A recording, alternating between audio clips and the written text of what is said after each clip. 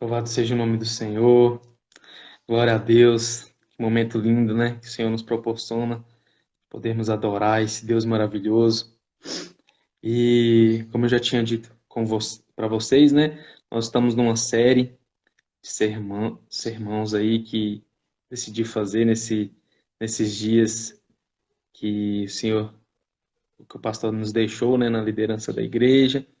E a ministração de hoje, ela vai ser um pouco mais parecida com uma aula, porque eu quero deixar passos práticos para que a gente coloque em prática mesmo o que a gente aprendeu na no sermão número um e no sermão número 2, né? No quarta-feira passada a gente falou sobre encontrar alegria no lugar de oração, que era uma promessa do Senhor que nós encontraríamos alegria no lugar de oração. E foi ele quem prometeu, não é eu que estou falando. E no domingo passado nós aprendemos que nós encontramos Deus no lugar de oração. E nós entendemos como o evangelho se conecta à oração, nos proporcionando livre acesso ao trono do Pai. E nós podemos encontrar um Pai que é amoroso, um Espírito que coloca em nós o espírito de adoção e nos convence do amor do Pai, e nós encontramos um mediador, um sumo sacerdote que intercede por nós diante do Pai. Isso é maravilhoso. E hoje nós vamos falar sobre as palavras da oração. O tema da mensagem de hoje, então, é as palavras da oração. E para começar a conversar com vocês sobre isso, eu quero primeiro falar quais são os motivos que nós temos para não termos disciplina na oração. Quais geralmente são os motivos que nós encontramos para não termos disciplina na oração? O primeiro que eu elenquei aqui, que o Senhor me fez lembrar, é o tédio. Geralmente a gente se sente entediado nesse lugar de oração. A gente acha que é um momento chato. E o segundo motivo que eu elenquei aqui é que às vezes nos faltam palavras para conversar com o Senhor. Não sei se vocês já passaram por isso, mas às vezes, nos meus momentos de oração, eu não tinha palavras. Eu falava assim, eu vou passar uma hora ali com Deus. Aí chegava em 10 minutos, eu já tinha esgotado toda a minha lista de petições. Então, às vezes nos faltam palavras. E o terceiro motivo e o último que eu elenquei aqui é que às vezes nós nos sentimos frustrados no lugar de oração porque nós não vemos as nossas orações sendo respondidas. E Tiago, capítulo 4, no versículo 2 até o versículo 3, Tiago vai nos dizer que a gente não tem porque não pede. E quando a gente pede, a gente não recebe porque a gente pede pelos motivos errados. Pede para a gente usufruir com os nossos próprios prazeres, a gente pede para satisfazer os nossos próprios desejos. Esquece que Deus é um fim em si mesmo, ele não é um meio para a gente adquirir as coisas. É por isso que as nossas orações não são respondidas.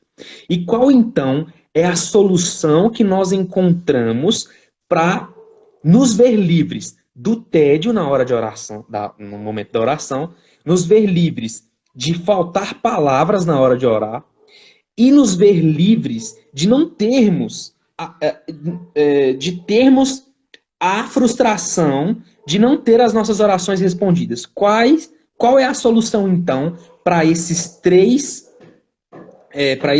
motivos, né? E a solução que nós encontramos, queridos, é uma só: orar as Escrituras. Esse é o tema dessa noite. As palavras da oração é orar as Escrituras. E por que nós devemos orar as Escrituras? Eu quero responder esse porquê com uma frase do meu autor preferido, né? Depois dos autores da Bíblia, que é o Tim Keller. Todo mundo sabe que eu gosto muito desse autor. Uma frase que eu aprendi com ele nesse livro aqui, Oração. E ele fala o seguinte: se nossas orações não estiverem imersas na palavra, nós podemos estar respondendo não ao Deus real, e sim aquilo que nós desejamos que tanto Deus quanto a vida sejam. Se nós não imergirmos na palavra, não orarmos as Escrituras, nós corremos o risco de orar para um Deus que não existe, que é um Deus à imagem do meu próprio eu, ou nós corremos o risco de orar desejos para aquilo que nós desejamos que a nossa vida seja, e não orar o que a vontade de Deus deseja. Não orar sobre os planos de Deus. Isso é o porquê nós devemos orar as Escrituras, porque senão nós corremos o risco de orar para um Deus que não é real e corremos o risco de orar somente por aquilo que a gente deseja que seja a nossa vida. E são orações egoístas. E para que vocês entendam um pouco mais o que eu quero dizer nessa noite, nós vamos ler lá o capítulo 5 do Evangelho de João,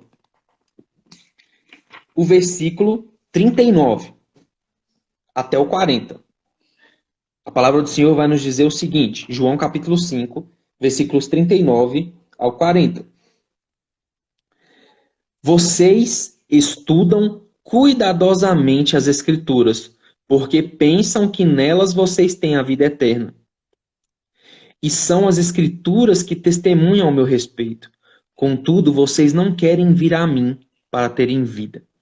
O contexto aqui é Jesus se dirigindo aos fariseus, dizendo para eles que eles dedicavam a vida deles para estudar as Escrituras, para obter conhecimento de Deus, mas eles não queriam ir até Deus. E o Mike Bickle conta um testemunho sobre essa palavra, que foi o que me inspirou a trazer isso para vocês. Diz ele que quando ele tinha 18 anos, ele teve uma experiência com Deus e ele sentia muito tédio no lugar da oração. E aí, queridos, ele um dia se deparou com essa palavra e ele entendeu que quando Jesus estava falando que eles não queriam vir a mim, o Espírito Santo falou ao coração dele que eles não queriam conversar com ele. E aí ele percebeu que aquela palavra se amoldava a ele. E quando eu li também, se amoldou a mim. Porque a gente às vezes quer obter conhecimento de Deus, estudando rigorosamente a palavra. Às vezes a gente quer obter o conhecimento de Deus, usufruindo das experiências que as outras pessoas têm com Ele e que colocam em livros. E eu sou muito apaixonado por isso. E a gente se esquece de conversar com Ele. Eu percebi, eu ouvi alguém falando isso e aí eu percebi o quanto eu era assim. Eu acho que foi o Mike Duke Estrada, numa ministração que eu assisti dele, ele falou assim que ele tinha um pregador um amigo dele que todos os dias colocou um propósito de levantar, salvo engano, 30 dias consecutivos de madrugada para orar. E aí dava 5 horas da manhã, ele botava o joelho do chão e orava, orava, orava, orava, levantava e saía. No outro dia fez isso durante 30 dias, se eu não estiver enganado. No 30º dia, quando ele botou o joelho no chão, o Espírito Santo virou para ele e falou assim: Ei, você é sem educação, né? Porque todos os dias você vem aqui e fala, fala, fala, fala, e quando eu vou falar, você vai embora? Sim, deixa de ser sem educação. Nossa, isso rasgou meu coração, porque às vezes a gente se aproxima de Deus lendo as Escrituras e orando nos nossos momentos devocionais e a gente não dedica tempo, mano, para ouvir o que Deus tem para falar conosco. E como que a gente vai ouvir ele falando conosco? É claro que ele se revela ao nosso coração e ele fala conosco no nosso pensamento e no nosso coração, e eu não nego isso. Eu não sou extremo a esse ponto de dizer que a voz de Deus só vem por intermédio da palavra. Mas a maneira segura com que a gente obtém a voz de Deus, com que a gente conversa com Ele, e Ele conversa conosco, é por intermédio da palavra dele. A palavra dele é a verdade que nos liberta. E aí a gente precisa entender, e eu aprendi isso com o meu outro amigo chamado John David, é um menino de 19 anos, se eu não estiver enganado. E ele, cara, me ensina demais sobre isso, porque ele, como eu, gosta muito de ler, mas ele pega e diz assim, cara, ao invés de ficar lendo, eu prefiro ouvir do pai o que, que ele tem para me ensinar. Isso me constrange, porque eu prefiro ler o que o pai já ensinou para as outras pessoas. E nós precisamos entender, queridos, que nós temos que ouvir o pai. Nós precisamos entender o coração do pai. Inclusive, meu amigo está aqui, né? João Bravo, é esse aí que eu estou falando. É isso aí que colocou o emoji aí. A gente precisa ouvir o coração do Pai. E como eu falei para vocês no começo, o objetivo nessa noite é que seja prático. Então, a pergunta que eu faço para vocês é: como eu converso com Deus por intermédio das Escrituras? Como eu oro as Escrituras? E como a aula é prática, eu quero dar para vocês alguns exemplos e aí vocês escolham o que vocês acharem melhor. Primeiro vou falar o que é o meu preferido e o que tem mudado a minha vida de oração há algum tempo. Depois que eu deixei de usar esse método, deu uma esfriada e hoje eu voltei a usar e deu aquela, né, ficou aceso de novo e eu me lembrei, falei, meu Deus, por que eu abandonei esse método por algum momento e foi errado? Para mim é o meu preferido, é o que tem dado certo para mim. E, pasmem, é um método usado por Lutero. Discordo de uma série de questões do Lutero, principalmente a questão supersessionista dele, o ódio dele pelos judeus, né? Eu já falei muito isso lá no meu Instagram. Mas eu aprendi com Lutero algo muito massa, muito da hora, sobre vida de oração. Aprendi com Lutero, assim, por intermédio do Tim Keller, nesse livro, né? Nesse livro azulzinho sobre oração. E os passos práticos que ele nos dá para que a gente tenha uma vida de oração centrada na palavra, ele define em 4 passos. Primeiro, a gente precisa animar o nosso coração com a meditação. Porque assim, queridos, eu não sei vocês, mas eu sou um pouco agitado. E aí eu sento para orar e eu fico com a mente a mil, pensando em uma série de outras questões. E eu preciso de algo que me conecte, me torne consciente da presença de Deus, porque Jesus já está ali me esperando. A gente precisa entender isso, eu aprendi isso com o Bob Sorg no Segredos do Lugar Secreto, que quando eu abro a porta do meu quarto e fecho, entro para dentro, né? Entro para dentro, desculpa a redundância, mas quando eu entro no meu quarto e fecho a porta, Jesus já está ali me esperando. É como se eu entrasse na sala do trono e eu preciso estar consciente da presença majestosa dele ali naquele lugar. E aí eu preciso de algo que me ajude a me tornar consciente da presença majestosa dele ali naquele lugar. Então o que eu faço? Que eu aprendi com Lutero. Eu primeiro animo meu coração com a meditação. Pego um versículo, e esse versículo pode ser. Eu fiz muito isso com descrições de Jesus que eu contei para vocês na quarta-feira passada. Versículos que descrevem a beleza de Jesus. Depois vocês podem até procurar aqui no feed da nossa igreja, que vai estar a ministração lá e com as referências bíblicas. Mas o Lutero gostava de fazer isso com os 10 mandamentos ou versículos que trouxessem algo que nos exortasse a ter um comportamento diferente. E eu comecei a fazer isso com as bem-aventuranças do Sermão do Monte. E aí, o que eu fiz? Eu escrevi uma por uma no meu caderninho e pesquisei e meditei sobre cada uma delas. E aí, depois que eu medito nesse texto, por exemplo, eu pego, escrevi aqui: Bem-aventurados os pobres de espírito, pois deles é o reino dos céus. E aí, eu investiguei o que significa ser pobre de espírito e extraí a instrução do texto, pesquisando e estudando o texto, e aí eu converto isso em oração. Vocês podem fazer isso na hora, no seu momento da oração, ou vocês podem fazer isso um dia anterior e só depois orar. E aí, depois que a gente extrai a instrução do texto, a gente ora sobre ela. Vou dar um exemplo para vocês. Eu coloquei aqui: Bem-aventurados os pobres de espírito, que é uma aula prática. O que significa isso?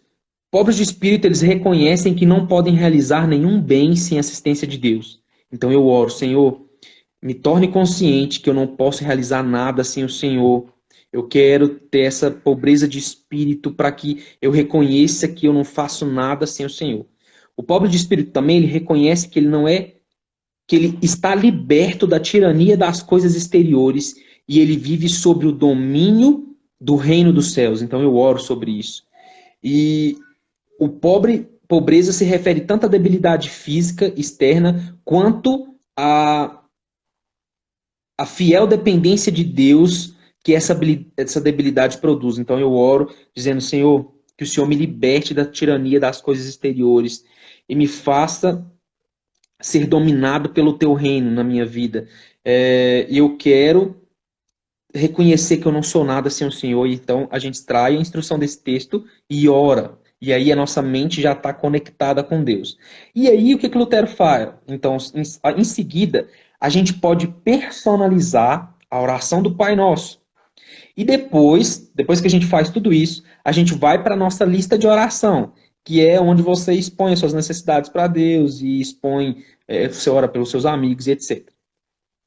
E eu quero, queridos, porque eu gosto muito disso, eu quero me aprofundar com vocês aqui sobre como começar a fazer isso agora. Vocês podem começar a fazer isso hoje, ou vocês podem começar amanhã no seu tempo devocional. E eu quero mostrar para vocês como a gente pode fazer isso na oração do Mestre dos Mestres. O tema que inspirou, né, essa série de mensagens é Ensina-nos a orar, que foi uma pergunta que os discípulos fizeram a Jesus lá em Lucas capítulo 11, nos versículos 1 ao 4. Eles viram Jesus orando e disseram assim: Mestre, ensina-nos a orar. Se não fosse possível ensinar a orar, Jesus teria dito: não, aprende aí, se vira, que vocês fizerem tá bom. Jesus parou e ensinou eles a orar. Ele disse assim: quando vocês orarem, vocês vão dizer assim: Pai nosso que estais nos céus e etc. E eu quero me aprofundar com vocês porque Jesus nos deu um modelo, uma lista de oração nessa oração dele. Eu vou pegar Mateus capítulo 6, versículos 9 ao 13, e nós vamos ter essa oração do Pai Nosso como um modelo a ser seguido para orar as Escrituras. E como que vocês vão fazer isso? A Bíblia, então, o Senhor vai nos dizer, né? Pai nosso que estás no céu. Ele ensina, a primeira frase que ele ensina os discípulos é: quando vocês forem orar, orem, Pai nosso que estás no céu.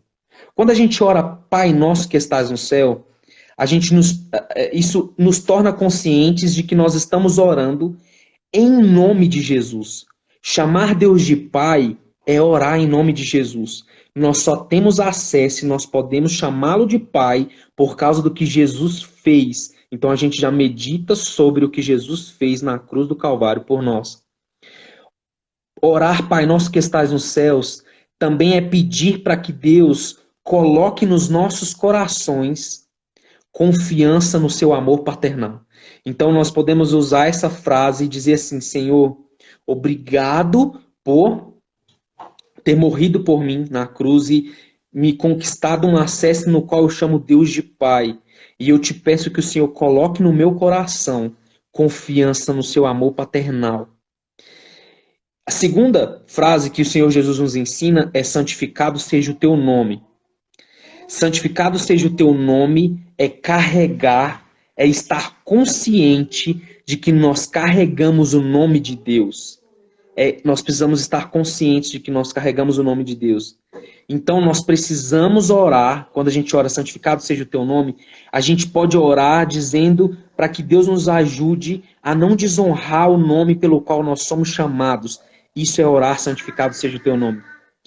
E também é orar para que a fé seja expandida e difundida em todas as nações. Orar, santificado seja o teu nome, é orar para que Deus, para que toda a língua, para que todos os povos reconheçam a santidade de Deus e orem que santificado seja o nome dele.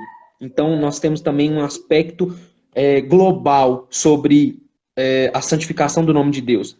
A terceira frase que Jesus nos ensina é: venha a nós o teu reino. Venha a nós o teu reino significa pedir para que ele estenda o poder dele sobre cada área da nossa vida. As nossas emoções, os nossos pensamentos, a nossa vida cotidiana, que o reino dele seja estendido sobre a nossa vida, para que a gente possa aprender a obedecê-lo com alegria. E queridos, orar venha a nós o teu reino é orar para que a plenitude do reino seja instaurada agora. É orar para que Jesus abra os céus, rasgue os céus e desça.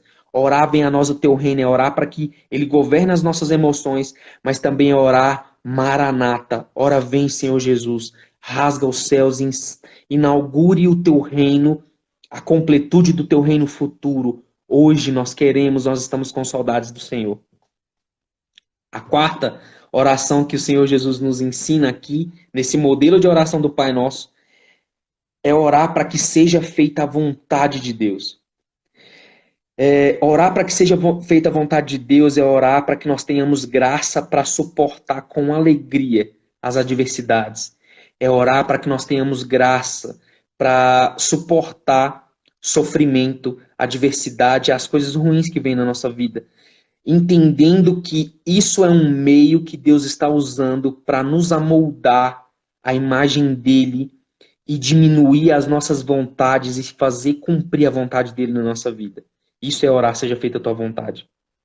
E só quando a gente tem coragem de orar isso, queridos, a gente tem paz na nossa vida.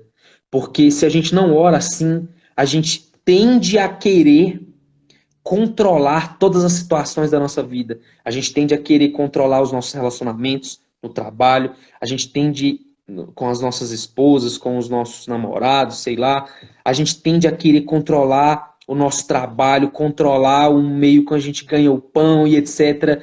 Orar, seja feita a tua vontade e abrir mão do controle e falar assim, eu confio naquilo que o Senhor fizer na minha vida.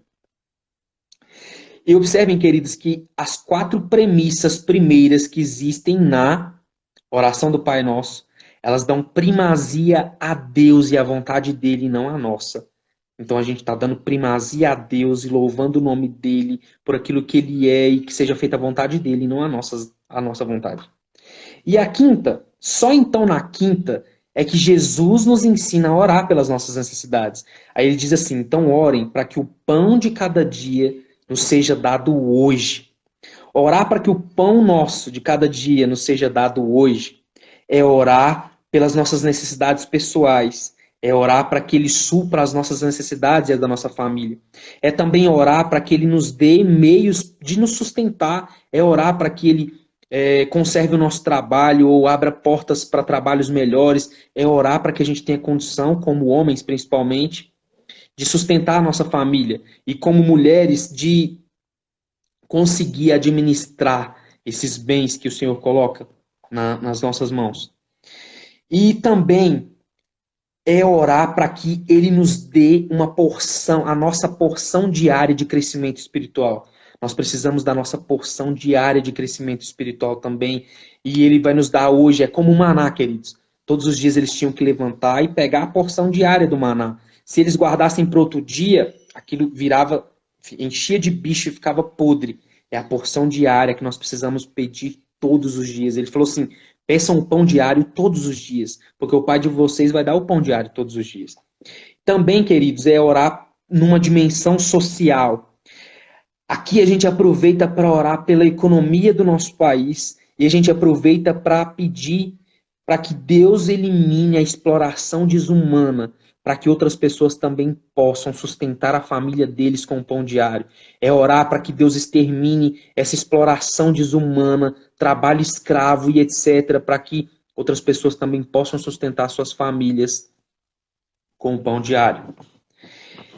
E Jesus então nos ensina a sexta premissa da oração do Pai Nosso, que é orar para que Ele perdoe as nossas dívidas, assim como nós perdoamos aos nossos devedores. E orar pelo perdão de dívida e pelo perdão do pecado é estar consciente de que nós precisamos ter uma confissão regular de pecados na nossa vida de oração. A gente peca todo dia, queridos. Toda hora a gente peca. E a gente precisa confessar esses pecados, porque isso produz em nós confiança na graça de Deus. Quando eu confesso os meus pecados, eu percebo quão sujo e indigno eu sou. E eu percebo então que mesmo sendo isso, Ele me ama. Então eu confio mais na graça dEle e no que Ele conquistou para mim, porque se dependesse da força do meu braço, eu estava perdido. Então a confissão regular de pecados, ela produz em nós confiança na graça de Deus que nos basta. Isso nos ensina também a orar pela reconciliação em todos os nossos relacionamentos. Isso nos ensina a orar para que orar por aqueles que nos ofenderam, nos lembrar de pessoas que nos ofenderam, perdoá-las e orar por elas, orar por aquelas pessoas que a gente não vai com a cara, porque né, a gente é crente, mas é humano. E aí, a gente aproveita esses momentos para quebrar esses paradigmas na nossa vida. E aí, então, Jesus nos ensina a sétima premissa, que é: não nos deixe cair em tentação. Quando a gente ora para que Deus não nos deixe cair em tentação, nós estamos orando para que a gente não sucumba ao teste da riqueza ou da pobreza. Se Deus nos prosperar, ou se Deus nos reduzir à pobreza, que a gente não ceda a esse teste. No sentido assim, de que se a gente for muito rico, que a gente não tenha o nosso dinheiro como Deus. E que se a gente for muito pobre, a gente não se esqueça de buscar a Deus. A gente não sucumba ao teste da pobreza ou da riqueza. Orar para que Ele não nos deixe cair em tentação também é orar para que Ele nos livre de pecar contra Ele. Nós aproveitamos esse momento para orar: Senhor, nos ajude a não pecar contra Ti nesse dia de hoje. Nos ajude, nos diga antes da gente cometer determinado ato para que a gente não faça, não permita que a gente peque contra Ti. A oitava premissa que Ele nos ensina é orar para livramento do mal. E aqui são os males externos do mundo, sofrimento, pobreza e etc. Porque aqui a gente, mesmo sabendo que Deus pode usar essas situações para nos moldar a imagem dele, a gente ora pelo livramento dele, entendendo e confiando que ele é um pai bondoso e que a gente pode pedir a ele para sermos livres do mal. E aí, a última premissa que ele nos ensina é orar, pois teu é o reino, o poder, a honra e a glória para todo sempre. Amém. Isso nos faz ter confiança de que nada nos rouba ele, nada nos separa do amor dele. Isso também nos mostra que, ainda que nós tenhamos descido as nossas necessidades, nós agora retornamos para a suficiência dele. Que ainda que ele não realize aquilo que a gente pediu, nós temos a plena suficiência nele. Queridos, isso aqui nos mostra que quando Jesus nos ensinou a oração do Pai Nosso, não foi para que a gente pegasse ela e orasse no sentido repetitivo. A gente pode fazer isso, claro. Mas assim, ele nos ensinou um modelo de oração, nos dando uma lista. Quando vocês orarem por isso, vocês estão falando sobre isso. Quando vocês orarem para que venha o teu reino, o governo dele sobre a vida de vocês e para que o meu reino vindouro venha. Quando vocês oram para que ele não deixe vocês caírem em tentação, vocês peçam para que ele não deixe vocês sucumbirem ao teste da riqueza ou da pobreza e os livre de pecar contra ele. É assim, ele nos deu um modelo de oração. E eu gosto muito desse modelo de oração ensinado por Jesus. E eu quero finalizar aqui com vocês dando outros dois modelos. Eu aprendi um também com o Bob Sorg nesse livro aqui, 20 segredos para renovar sua vida de oração. E o Bob Sorg, ele nos ensina a fazer listas de oração. E para cada item na nossa lista, a gente inserir um versículo. Aí ele ensina, sei lá, se você quer orar pela sua família, e você vai orar, então, Colossenses, capítulo 1, versículo tal, pela sua família, e aí você ora para todo mundo na sua lista aquele versículo. Ele também nos ensina a primeiro agradecer, louvar, meditar sobre os nomes de Deus. Mano, vocês já meditaram sobre o nome de Deus? Tipo assim, que ele é justiça, ele é a nossa bandeira, ele é o Deus que provê. Vocês já meditaram sobre os nomes de Deus que existem na Bíblia? É muito bom para que a gente se conecte a ele e conecte os nossos corações a ele. E aí, o segundo modelo que eu quero ensinar e último é o modelo que eu aprendi com o Mike Bickle, que é das orações apostólicas. O Mike Bickle nos ensina a, nos nossos momentos devocionais, orar orações apostólicas.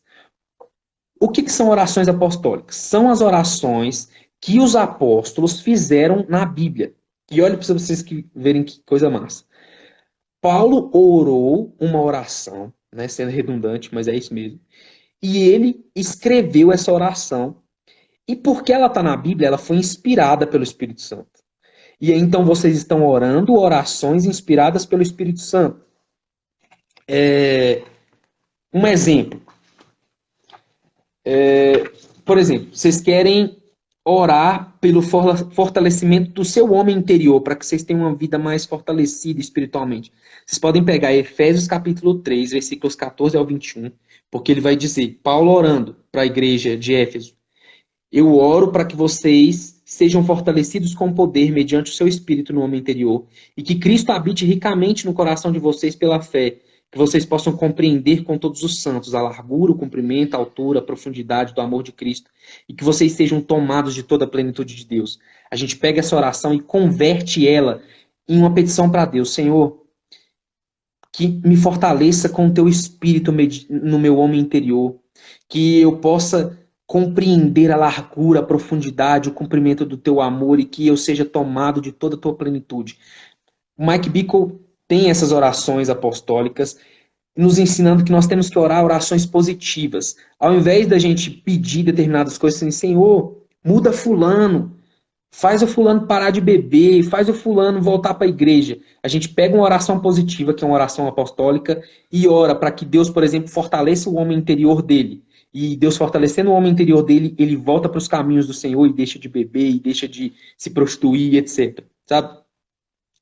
E o Mike Bickle disponibilizou essas listas de orações apostólicas e vocês podem digitar no Google e pesquisar o modelo harpa e taça. Eu até encadernei o meu.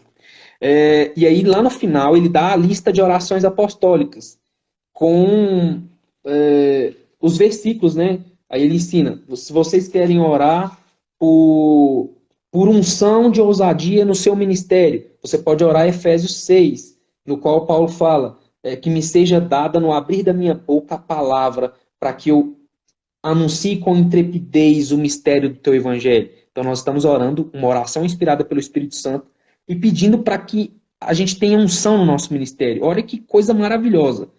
E fazendo isso, a gente pode melhorar e sair do tédio da nossa, de achar tediosa a vida de oração, de sair daquela dificuldade de faltar palavras na hora de orar, porque você está orando a palavra de Deus, você está orando a Bíblia, não vai faltar palavra. E a gente sai daquilo de não ter as nossas orações respondidas, porque a gente está pedindo de forma certa, porque a gente está orando a palavra de Deus. Isso é muito bom. Queridos, isso foi mais uma aula do que um sermão, mas eu espero que vocês... Vou postar, Michele, vou colocar para vocês lá. Se alguém depois quiser também, pode me procurar lá no Instagram e pedir que eu mando para vocês. Mas se vocês digitarem no Google modelo harpa e taça, vocês vão achar. É disponibilizado gratuitamente pelo Mike Bickle. E o Mike Bickle, para quem não conhece, queridos, ele está há 21 anos num modelo de casa de oração 24/7. Se você entrar no YouTube e pesquisar lá IHOP, você vai ter a sala de oração dele, é 24 horas. Se você ligar agora, vai ter. Se você acordar 5 horas da manhã, vai ter. Se acordar 3 horas da manhã, vai ter disponível lá. E é 24/7, é 24 horas por dia, 7 dias na semana. Ele faz isso há 21 anos. E Deus deu esse modelo harpa e taça para ele, para que ele sentisse mais prazer na oração. E aí ele converteu isso, né, em livros, ensina a igreja a orar. E eu fui completamente impactado depois que eu conheci esse modelo. E assim, por mais que tenha sido mais uma aula do que um sermão, eu espero que tenha falado ao coração de vocês e que vocês não tenham mais esses problemas que foram elencados aqui. E que a gente possa, em nome de Jesus agora, aprender a orar as escrituras e não sentir mais tédio, que seja prazeroso, sabe, o momento de oração. Quem é músico pode pegar essas orações apostólicas e cantá-las espontaneamente para Deus. A gente pode fazer uma melodia ali e cantá-la, que é muito da hora também, e deixa o nosso momento prazeroso, porque Jesus nos prometeu que nós teríamos prazer na casa de oração dele. Nós teríamos prazer no lugar de oração, porque nós estamos encontrando com ele, ele é a nossa alegria máxima. Nós precisamos ter prazer nele. Nós precisamos ser fascinados por ele. Orar para que santificar, a gente só consegue orar para que o nome dele seja santificado quando a gente é fascinado por ele, fascinado pela beleza dele. E é isso, nós precisamos ser fascinados pela beleza de Jesus. Eu quero orar com vocês para finalizar. Espero profundamente que o Espírito Santo continue ministrando no coração de vocês e coloquem em prática, queridos. Essas coisas que eu estou ensinando para vocês não veio da minha cabeça. Eu aprendi nesses últimos dias aí em alguns livros que eu tenho lido e eu ia aprendendo, ia colocando no momento de oração e ia mudando, sabe? Não, não guardem só na mente, não. Coloquem em prática para que seja tangível e para que você nunca se esqueça e tenha prazer efetivamente nesse lugar de oração. Quero orar com vocês.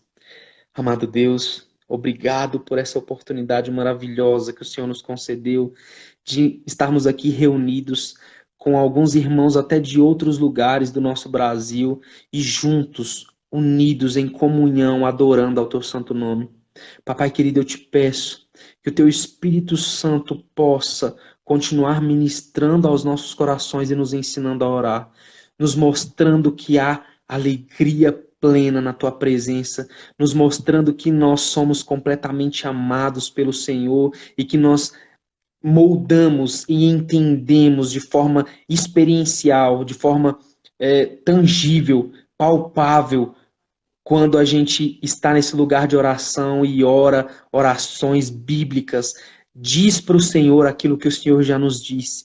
Isso é maravilhoso, Senhor, nos ensine a orar, continue ministrando nos nossos corações e leve, Senhor, a minha oração a Ti é que o Senhor leve a Tua igreja para um lugar de oração.